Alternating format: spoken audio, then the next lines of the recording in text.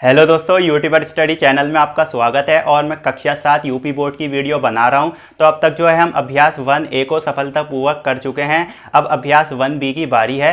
तो चलिए अभ्यास 1B के प्रश्न नंबर 1 को करते हैं। तो अभ्यास 1B के प्रश्न नंबर 1 में बताया गया है, निम्नलिखित परिमेय संख्या को उनके सरलतम रूप में लिखिए। तो इस तरीके का प्रश्न जो है मैंने अभ्यास 1A का प्रश्न नंबर 8 भी बताया था, और लेकिन उसमें जो है मैंने अभाज्य गुणनखंड विधि से परिमेय संख्या को सरलतम रूप में बदलना सिखाया था। लेकिन हम यहाँ पर जो है एक दूसरे तरीके से करने वाले हैं। तो चलिए उस तरीके से करते हैं। तो पहली परिमेय संख्या दी गई है -8/10। तो हमें ये देखना है कि ये ऊपर और नीचे की संख्याएं कौन से पहाड़े में आती हैं। तो हमें पता है कि ये दोनों 2 के पहाड़े में आती हैं। तो ये दोनों संख्याएं 2 के पहाड़े से काट देंगे।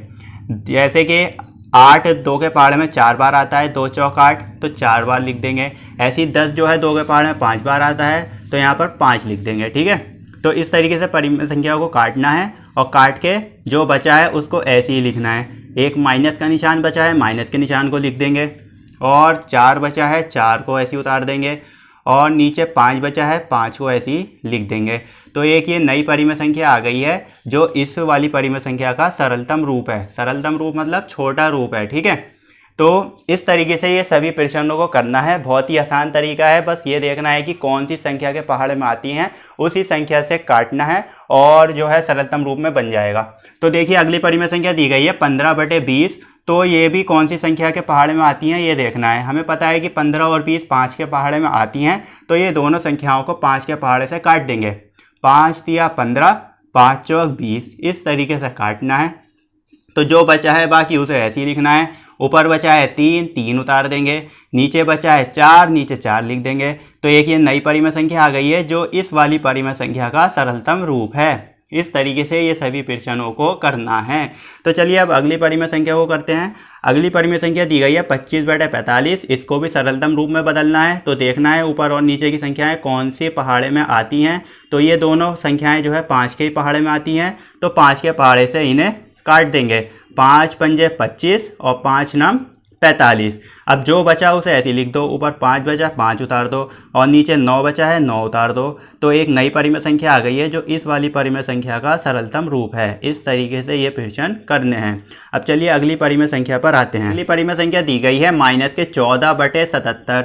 तो यहाँ पर जो ये परिमेय संख्या है इसको भी सरलतम रूप में बदलना है।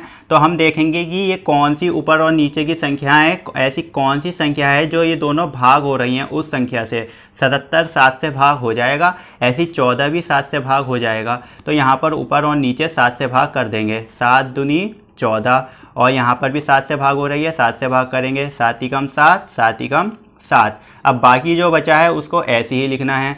माइनस ऐसे उतर जाएगा, ये 2 भी ऐसे उतर जाएगा, और नीचे 11 भी ऐसे उतर जाएगा।